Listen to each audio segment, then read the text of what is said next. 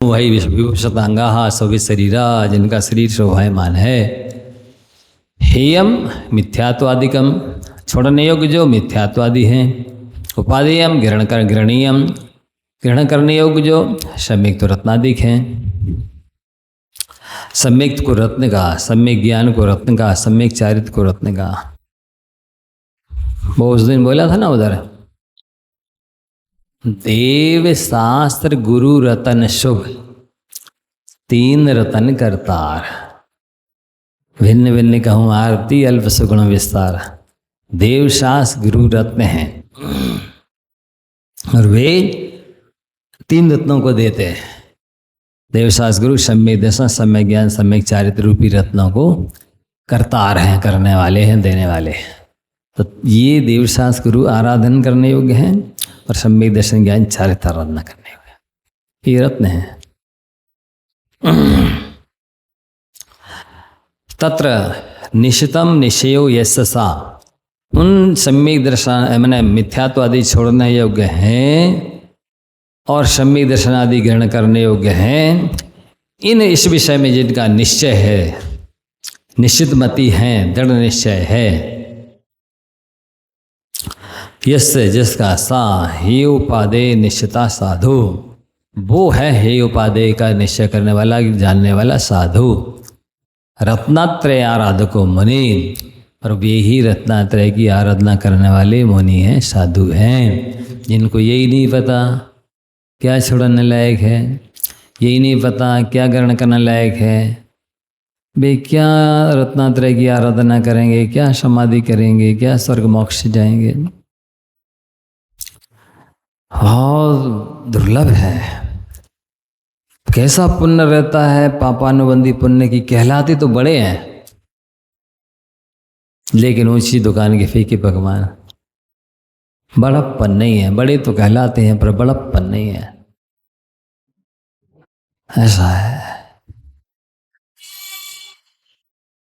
तो हे उपादेय का निश्चय करने वाले साधु ही रत्नात्रय की आराधना करने वाले मुनि हैं।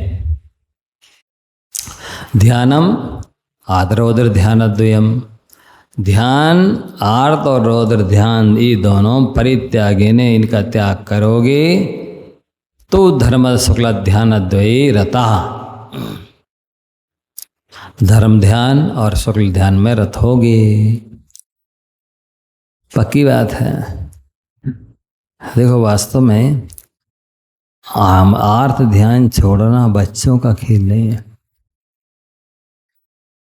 इष्ट का वियोग, अनिष्ट का संयोग, वो भी द्रव्य क्षेत्र काल भाव कोई भी हो सकता है। वेदना और निदान बहुत कठिन है यार, ध्यान छोड़ना। समझदार ही मझधार में है,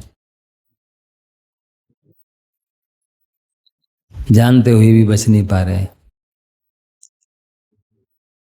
तत्परा तन्निष्ठ तदेकताना, उसी ज्ञान ध्यान में तत्पर, उसी में तल्लीन।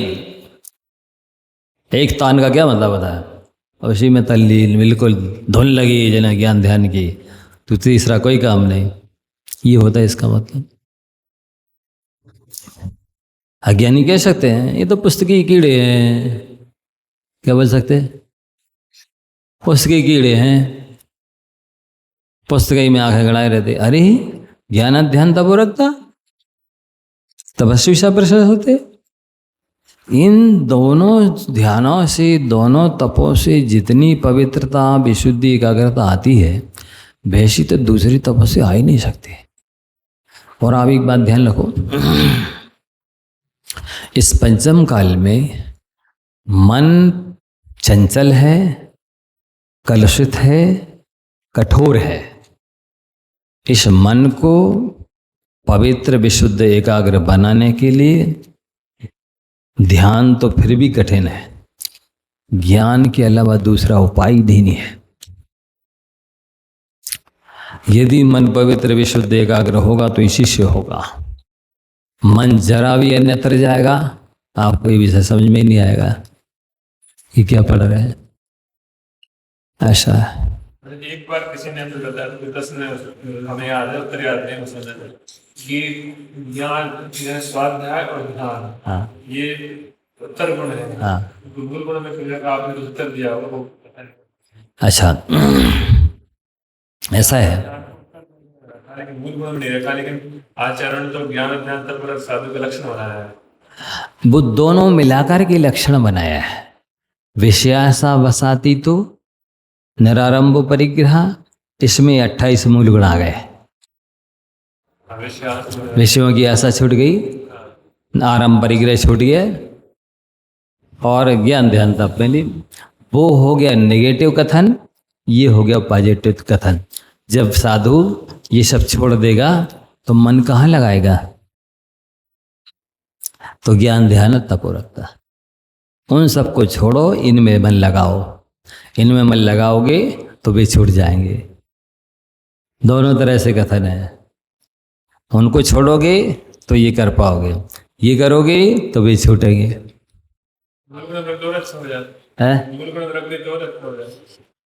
हाँ, अब क्या होता है, आचार्य ने हम लोग को मूलाचार पढ़ाते समय बताया था, ऐसे भी साधु होते हैं जिनको डमोकार के अलावा कुछ नहीं आता, और शिवती वन महाराज को तो डमोकार भी नहीं आता था। यदि ज्ञान ध्यान में रहता, ये मूल गुण में रख देते तो वे साधु के अंतर्गत नहीं आते। साधु अनेक प्रकार के होते हैं, उपाध्याय भी अनेक प्रकार के होते, आचार्य भी अनेक प्रकार के होते। आपको ध्यान होगा कि बे आचार्य ने कहा था कि सामायिक के समय भी डमोकार ही पढ़ते हैं, प्रतिक्रमण के समय भी डमोकार ही पढ़ते हैं, और सामायिक में तो डमोकार पढ़ते ही है। कोई स्वाध्याय का टाइम हो तब भी डमोकार पढ़ते, इसके अलावा उनको कुछ आता ही नहीं। पर वे साधु हैं, भावलिंगी भी हो सकते हैं और मोक्ष भी प्राप्त कर सकते हैं, शिवभूति जैसे। भाषात्मक भावनात्मक तो है सब पता, लेकिन मूल गुणों की परिभाषा नहीं बता पाएंगे वे एक भी। इसलिए नहीं रखा कि ज्ञान ध्यान ना भी करें तब भी वे भावलिंगी साधु रह सकते हैं और मोक्ष भी प्राप्त कर सकते हैं। ऐसा है। हम लोगों से ये भी कहा था, मैं जो कह रहा हूँ आप याद कर लो। आचार्य ने कहा ये सब चीज़ें जो मैं बोल रहा हूँ, आचार्य ने कहा था इस मुद्रा की रक्षा करना हर हालत में, इसकी कीमत बहुत ज़्यादा है। और जब भी कहीं त्रुटि हो, गलती हो, तुरंत मिच्छा में दुक्कड़म काय सर्ग तुरंत करो, 36 बार नमोकार पढ़ते रहो। तुरंत 9 बार जो भी करते हो, लघु संज्ञा सोच इत्यादि तो है ही, कुछ भी हो 9 बार नमोकार पढ़ो। और कुछ विशेष भाव आ गया है तुरंत 36 बार नमोकार पढ़ो। प्रतिबंध पढ़ा रहे थे जब गाया था, 10 धर्म में कहीं पर आप नहीं पाल पाए हैं, आलोचना करिए। ऐसा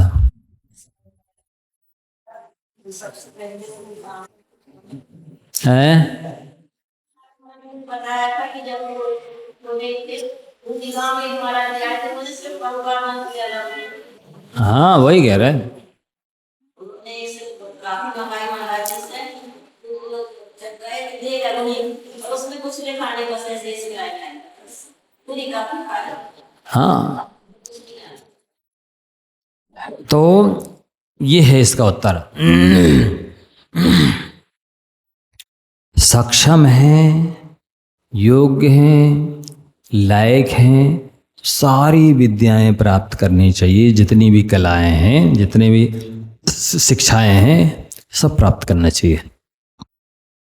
नहीं है योग्यता, छेपसम नहीं है, तो डमोरी हंताड़ा, ये है। लेकिन इसकी रक्षा करना है। सरल बनो, स्वयं की दृष्टि में ईमानदार बनो। धर्म यहां से शुरू होता है।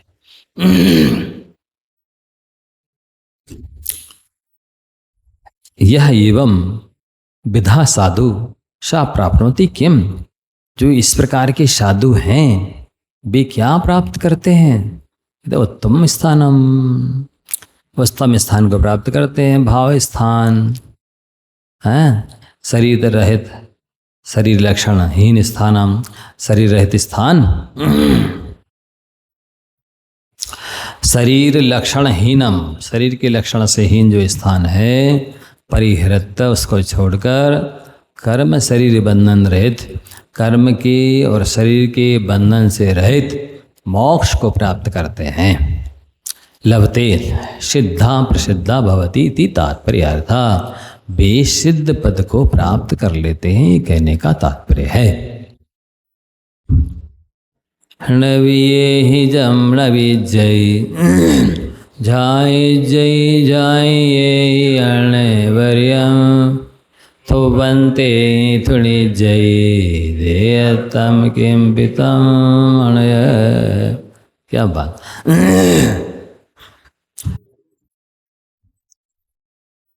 नतई नविये ही जम नविजय,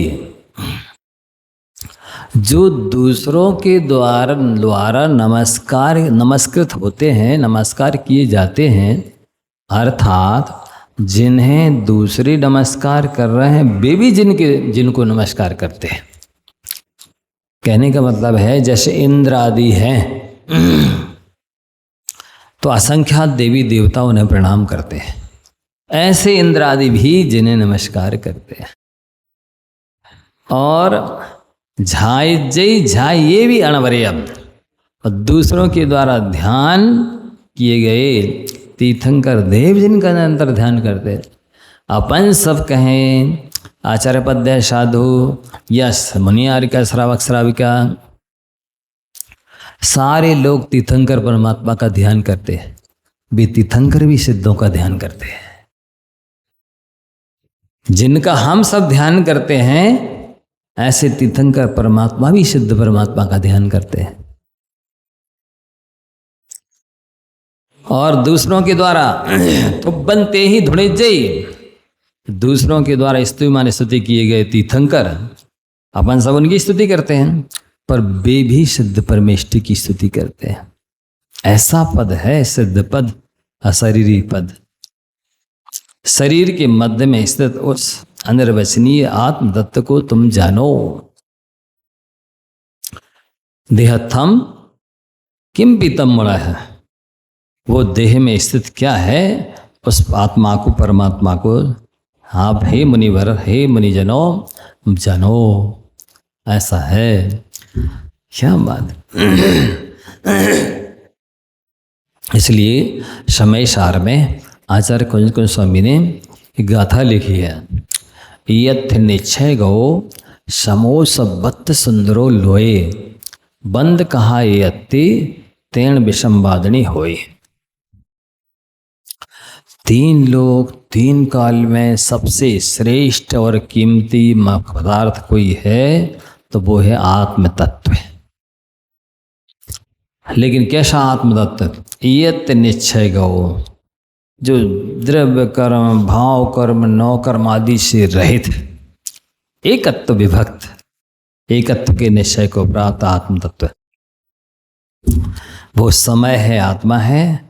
सो लोए शब्द सुंदरो, लोक में सर्वत्र सबसे सुंदर है। बंद कहा यत्ते, उस आत्मा के साथ द्रव्य कर्म भाव कर्म नौ कर्मादों की बंद की कथा, वो सब विषम बात कराने वाली है। इससे ही संसार बसता है। इसलिए उस आत्म तत्व की कीमत समझो, और आत्मा के जो गुण हैं उनको मन बचे का ऐसे आत्मसात करो। मतलब भीतर बाहर से एक बनो। मोक्ष मार्ग बिल्कुल सरल है। आप ज्यादा से जरा से टेढ़े होगे मोक्ष मार्ग से कट जाओगे, मोक्ष मार्ग से स्खलित हो जाओगे, वो स्थान गिर जाएगा। इसलिए भीतर वहां से सरल बनने की आवश्यकता है। कल्याण उसमें होने वाला है। सरल स्वभावी हुए ताकि घर बहु संपदा। सरलता आज और धर्म संसार से पार होने के लिए पुल की समान है। कैसा है? जैसे पुल से लोग नदी समुद्र को पार कर जाते हैं, इसी तरह इस सरलता आर्ज और धर्म रूपी पुल से संसार रूपी समुद्र को पार किया जा सकता है। नतैर देवेंद्रादिभिर नम्यते, जो देवेंद्रादि के द्वारा नमन किए जाते हैं। ध्यायते अहर्निशम चिंतते ध्यायजै ध्यातै तीर्थंकर परम देवै, यद ध्यायते, जिस पद की तीर्थंकर परम देव भी ध्यान करते हैं, आराधना करते हैं। अहर्निशम, रात दिन, देखो क्या लिखा, रात दिन। शुक्ल ध्यानार्थम, शुक्ल ध्यान की प्राप्ति के लिए। सर्व कर्म क्षयार्थम, समस्त कर्मों के क्षय के लिए। तत्प्राप्त्यर्थम अनुचिंतते, उस मोक्ष पद की प्राप्ति के लिए निरंतर उस आत्मा का ध्यान किया जाता है। स्तुति मानई है तीर्थंकर परम देवै, यदि स्तुते, तीर्थंकर परम के द्वारा, देव के द्वारा जिनकी स्तुति की जाती है। अनंत गुणोद्भावनतया प्रशस्यते, वे तीर्थंकर परम देव कहते हैं कि सिद्ध परमात्मा अनंत गुणों से सहित है, उनके अनंत गुण प्रकट हो गए हैं। इस तरह उनकी स्तुति की जाती है। देहस्थम शरीर मध्य स्थितम, शरीर के मध्य में स्थित। किमपि अपूर्व, कोई अद्भुत अचिंत, अनर्वचनीयम, जिसे वचनों के द्वारा नहीं कहा जा सकता है, ऐसे संसारम अप्राप्तम तद योगिनाम प्रसिद्धा तत्वम आत्मस्वरूपम मूढ़ जानीत यूयम। उस अनर्वचनीय जो असंसार अनादि से लेकर आज तक जिसे प्राप्त नहीं किया, तद योगी नाम प्रसिद्धम, उस आत्म तत्व की योगी लोग जानते हैं। उस आत्म तत्व को हे मुनिजनों तुम भी जानो, उस आत्म तत्व को समझो। तदुक्तम, जैसा कि कहा है। तिल मध्य यथा तैलम, दुग्ध मध्य यथा घृतम, काष्ठ मध्य यथा बहनी, देह मध्य तथा शिवा।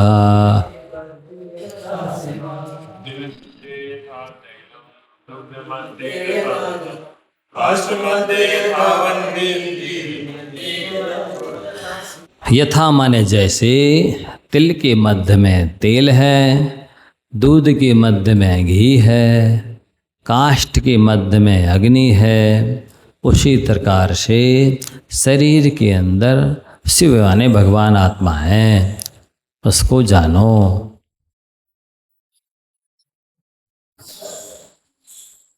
शिव शब्दवाच्य आत्मदत्तम इत्यर्था, शिव शब्द से क्या लेना, आत्मदत्व लेना चाहिए। ध्यान दो, अब देखो क्या कहा जा रहा। इदानीम शास्त्रस्य अन्ते मंगल निमित्तम पंच परमेष्ठी पुरस्सर रत्नात्रय गर्भित आत्मतत्वम उद्भावनीयम उद्भावयन्ति भगवन्ताः। इस समय शास्त्र समाप्त होने वाला है, सो शास्त्र के अंत में मंगल के निमित्त मंगलाचरण के अर्थ पंच परमेष्ठी को स्मरण करते हुए, पंच परमेष्ठी के स्मरण पूर्वक रत्नात्रय जिसमें गर्भित है ऐसे आत्म तत्व को प्रकट करते हैं भगवान कुंद कुंद देव। हरुआ सिद्धाइरिया वजया साहु पंच पर मेठी, तेवे हो चिट्ठ दिया दे, तम्मादाहु में शरणम।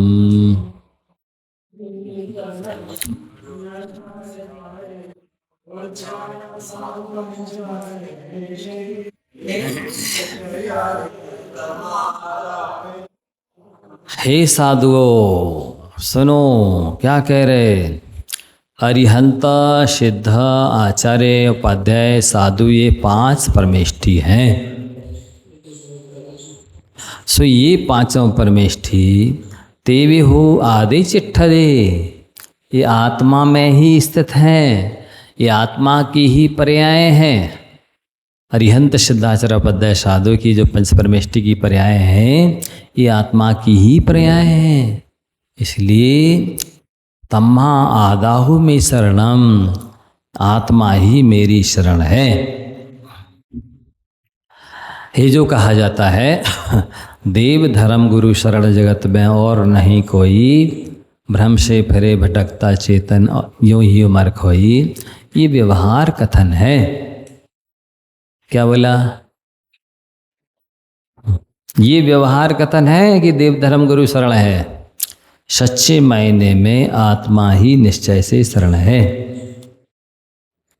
और देखा जाए जितना भी 10 लक्षण है, 16 कर्ण है, रत्नात्रय है, 9 देवताओं की दशाएं पर्याय अवस्थाएं हैं, धर्म के नाम पर जो कुछ कहा जाता है वो सब आत्मा में है।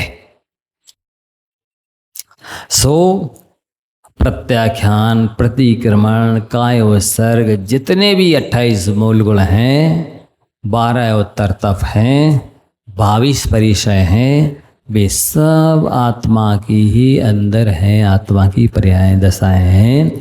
जिसने आत्मा का ध्यान कर लिया उसने पूरे जिन शासन का ध्यान कर लिया। जिसने आत्मा का ध्यान कर लिया उसने सारे मूल गुणोत्तर गुणों का पालन कर लिया। इसलिए सबको तजो, आत्मा को भजो, इससे कल्याण होना निश्चित है। जो आत्मा का ध्यान कर रहा है उसको कुछ भी करने की आवश्यकता नहीं है।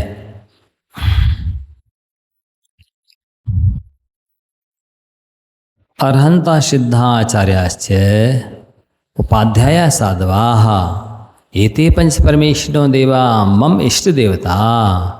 ये जो अरहंत, सिद्धाचार्य, उपाध्याय, साधु 5 परमेष्ठी हैं, ये मेरे 5 इष्ट देवता है,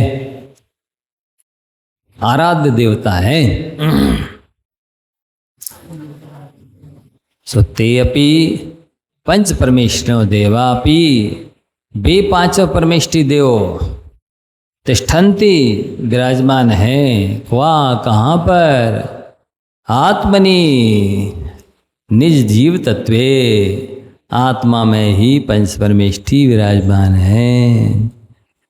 आपकी आत्मा ही अरहंत है, आपकी आत्मा ही सिद्ध है, आपकी आत्मा ही आचार्य है, आपकी आत्मा ही उपाध्याय है और आपकी आत्मा ही साधु परमेष्ठी है।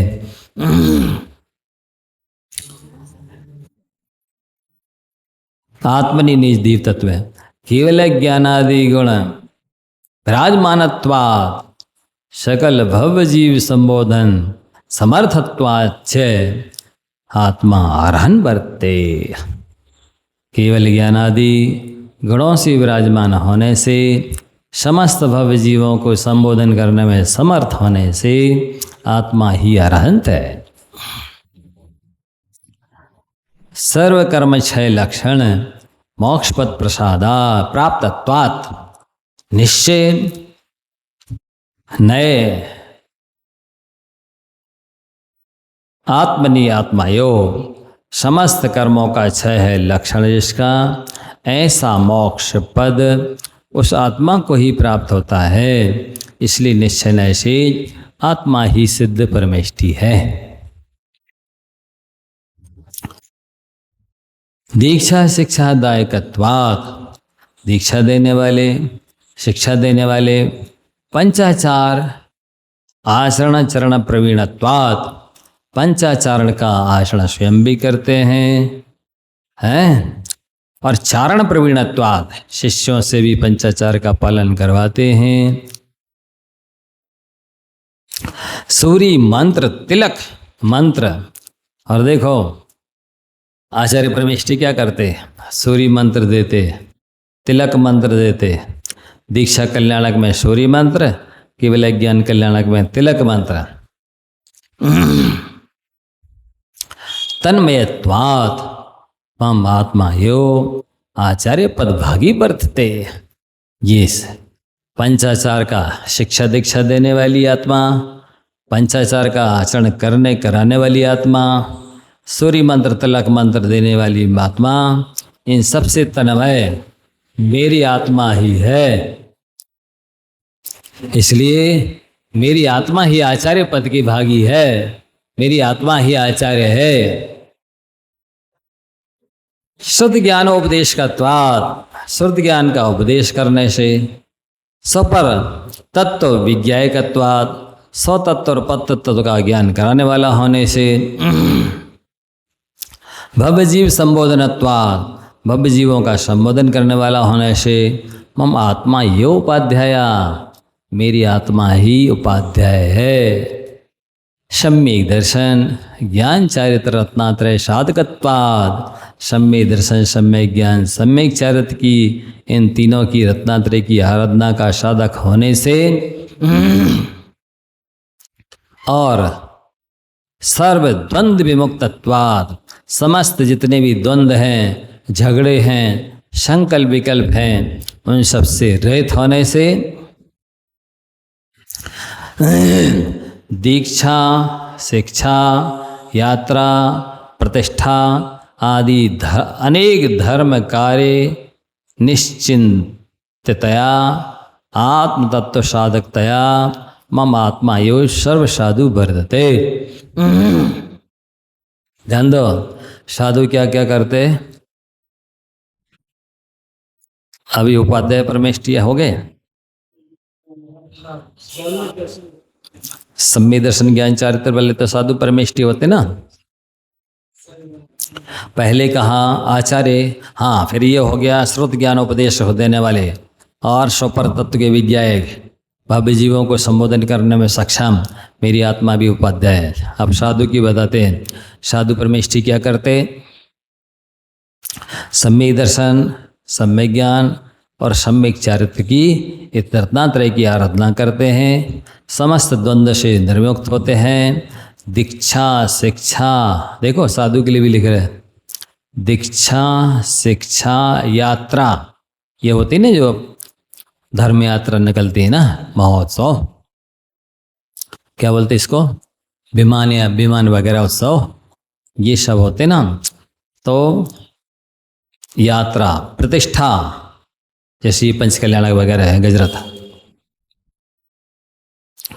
आदि अनेक धर्म कार्य निश्चिंततया, इत्यादि जो अनेक धर्म कार्य हैं उनको भी निश्चिंतता से आत्मतत्व साधकतया, जो साधु परमेष्ठी आत्मतत्व का साधन कर रहे हैं, सो वास्तव में वो सब भी मेरी आत्मा ही साधु परमेष्ठी है। दिया तो है, हाँ। दीक्षा शिक्षा ये यथासंभव आता है नहीं, वैसे प्रथमान्यों के ग्रंथों में तो कई जगह मिल जाएगा आपको। हाँ, मूलाचार है, मूलाचार प्रदीप वगैरह में। तो साधु परमेष्ठी ये सब करने वाला होने से मेरी आत्मा ही साधु परमेष्ठी है।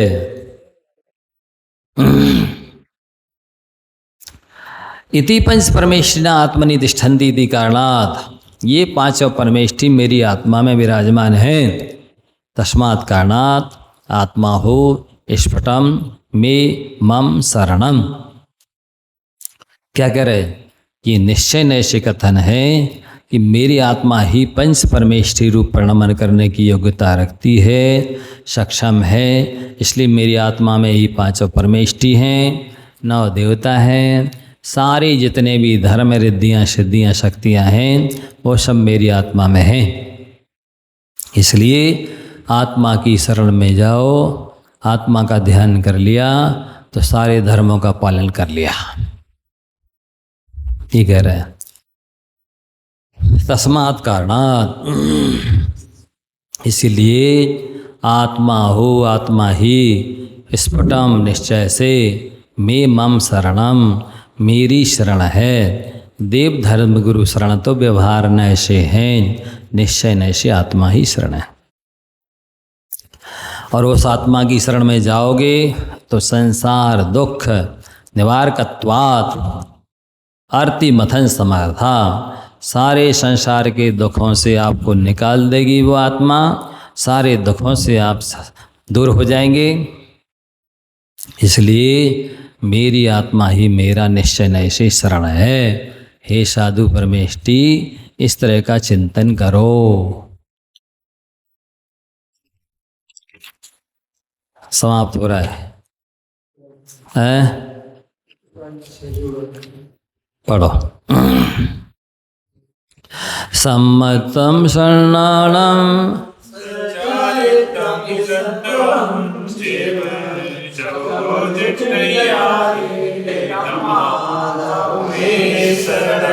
अब वो पंच परमेष्टि कह दिया, आत्मा में ही पंच परमेष्टि विराजमान है, इसलिए आत्मा ही शरण है। अब यहाँ कह रहे सम्यक दर्शन, सम्यक ज्ञान, सम्यक चारित्र और सत्तपम समीचीन तप, ये चौरो आदि जठदी, ये चार आराधनाएं भी आत्मा में ही हैं, इसलिए भी मेरी आत्मा ही मेरे लिए शरण है।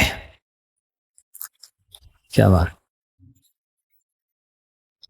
सम्यक त्वम सम्यक दर्शन रत्नम, सम्यक दर्शन रूपी रतन, सच ज्ञानम सम्यक ज्ञान, समीचीन अबाधितम।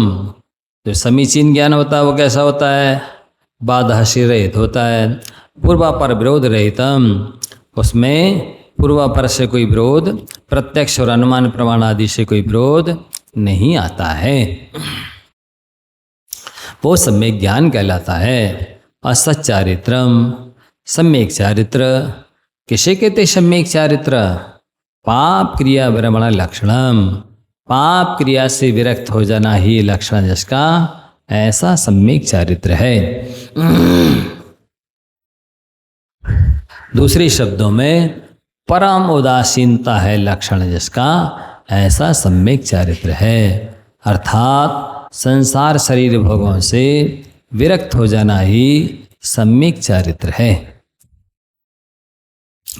तीसरे शब्दों में पूछे, अब सम्यक चारित्र हो गया। सत्तवम समीचीनम तपा, इच्छा अनुरोध लक्षणम चेति, इच्छाओं का अनुरोध करना है लक्षण जिसका, ऐसा तप है।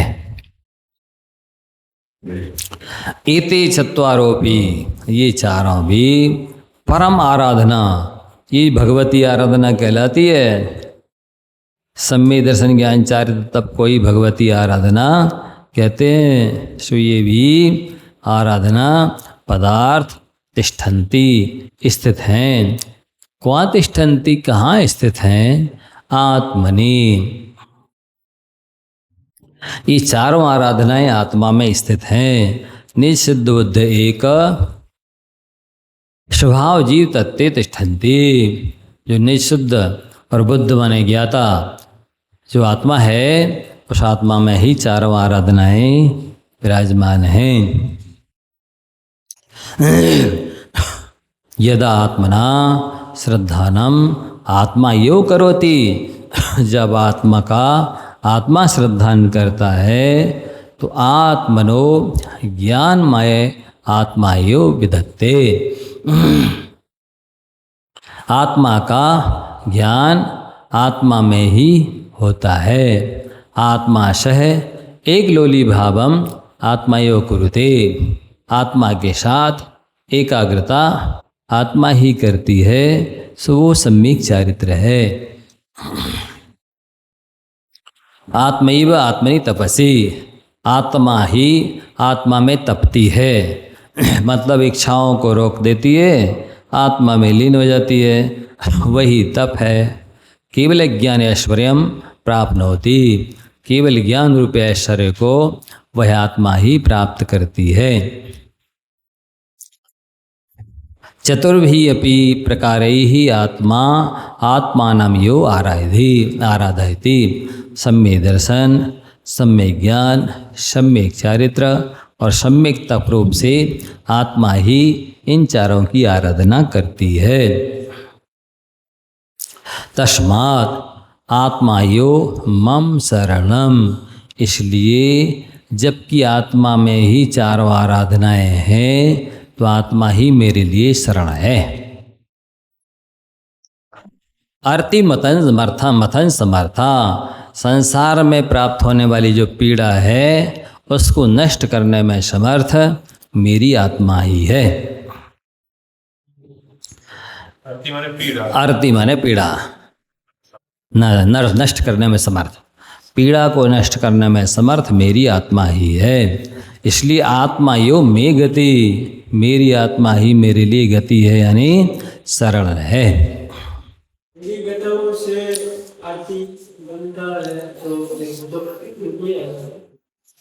आरती, हाँ वो आरती माने पीड़े ही होता है, भले रीरी गतु धातु से गुण करके इक्ति प्रत्यय करके बनाओ आरती।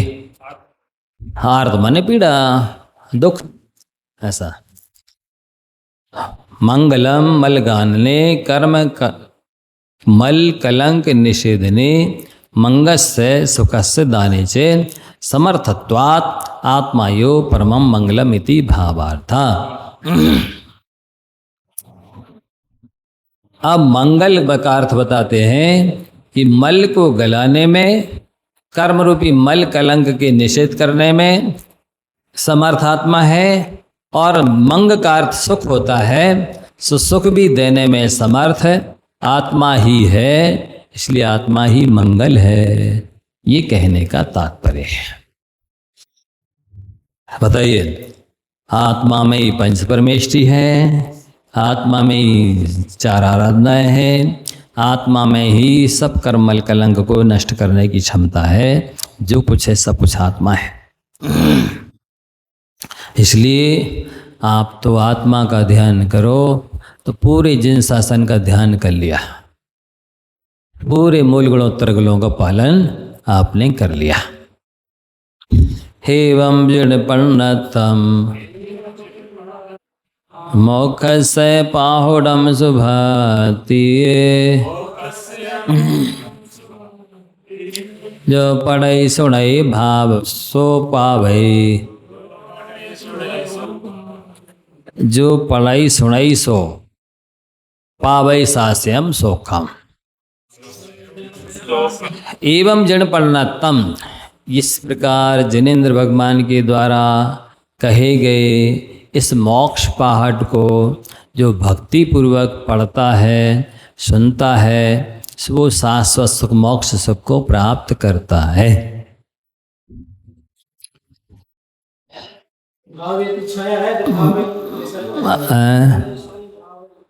पढ़ाई सुनाई सो पावई, पढ़ता सुनता है सो प्राप्त करता है।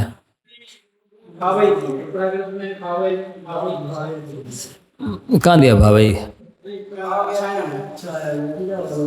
पढ़ती सुनौती, हाँ भावैती कर दिया इन्हें।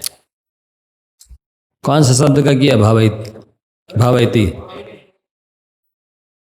है ही नहीं, मूल में प्राकृतिक अर्थ में एक शब्द ही नहीं है।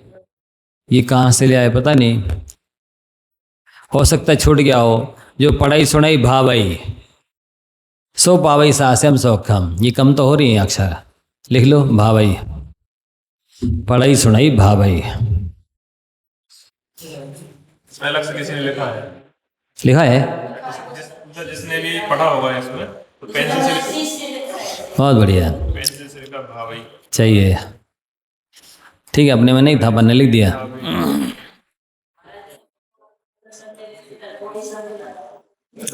हाँ हाँ, कह रहे हैं जो इस जिनेन्द्र भगवान के द्वारा कहे गए मोक्ष पहाड़ को पढ़ता है, सुनता है, भावना भाता है, लेकिन सुभक्ति ये लिखा है, अत्यंत भक्ति से विनय से वह शाश्वत सुख मोक्ष को प्राप्त करता है। एवं अमना प्रकारेण, इस प्रकार से जिन प्रज्ञप्तम, जिन भगवान के द्वारा कहे गए सर्वज्ञ वीतराग भावितम, वीतराग सर्वज्ञति के द्वारा स्वयं उनने भी इसकी भावना भाई है, इस आत्मतत्व की भावना तीर्थंकरों ने भी की है।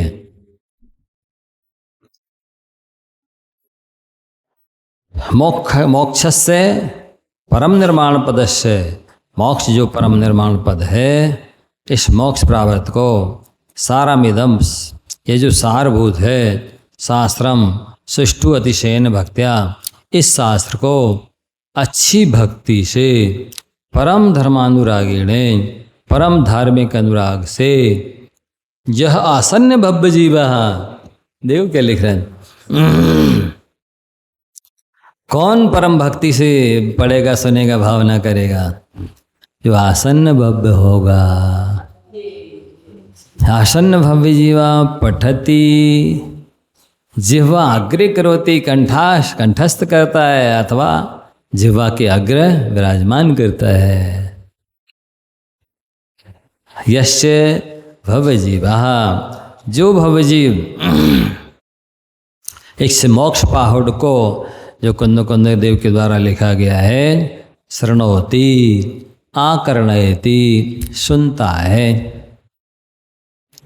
यश्च मोक्ष अभिलाष को, और जो मोक्ष का अभिलाषी जीव भावना भाता है, एतत् शास्त्रम यशमे रोचते, यह मोक्ष प्रावृत जिसे अच्छा लगता है। क्या लिखा देखो, एतत् शास्त्रम यशमे रोचते, यह शास्त्र जिसको अच्छा लगता है वह जीव सा जीवा परम मुनीश्वरा, वो परम मुनीश्वर है जिसको ये मोक्ष शास्त्र मोक्ष प्राप्त अच्छा लगता है, और साथ ही प्राप्नोति लभते शाश्वतम अविनश्वरम सौख्यम निजात्मोत्थ परमानंद लक्षण सौख्यम। वे महामुनीश्वर शाश्वत अविनश्वर जो सुख मोक्ष सुख है अथवा निज आत्मा से उत्पन्न होने वाला परमानंद लक्षण वाला सुख है, उसको प्राप्त करते हैं। इसलिए हे भव्य जीवो, यदि आप सभी मोक्ष चाहते हो तो इन ग्रंथों का स्वाध्याय करो, तभी मिलने वाला है मोक्ष, नहीं तो इधर उधर भटकने से मोक्ष मिलने वाला नहीं है। पूज्य मुनि श्री निर्वाण साहब जी महाराज जी कहा करते थे, तीरथ तीरथ ना फेरे, तीरथ तारत नाय, थिर भय ते तिर गए, अथिर तिरथ है नाय। जो डोलने वाले हैं, इत्र इत्र भ्रमण करने वाले हैं, वे मोक्ष प्राप्त करने वाले नहीं है। कहने का मतलब ये है, मात्र तीर्थ यात्रा ही करके कृतकृत्य हो गए, हमने तो कर लिया धर्म, अपना कर्तव्य की तीसरी मान ली, मोक्ष होने वाला नहीं है। आत्मा का ध्यान करो तो मोक्ष होगा। अब आगे अपन लोग इसको और पूरा कर लेते। आज दो पहाड़ हैं, इनकी संस्कृति का पहले नहीं हुई थी, तो हिंदी पढ़िए।